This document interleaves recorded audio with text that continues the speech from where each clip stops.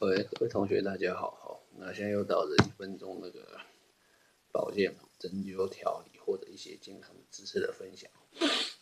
那最近同学就有在问说，那个咳嗽啊，那到底怎么样能舒缓自己的一个东西啊？首先你要分辨它是不是有痰，如果基本上有痰的话，它就可能说它肺部到那个肠胃那边可能有一些的状况，那基本上我们都会用2个地方调节，最简单的扎手肘，跟肺部地方，然后问他有没有舒缓，然后或扎合谷，那以上跟同学去分享。你脊椎部分你可以调那个后面的背部，胸椎、第一椎到第5椎自己找，把它心脏的功能拉起来，好，跟各位同学分享到这边，谢谢。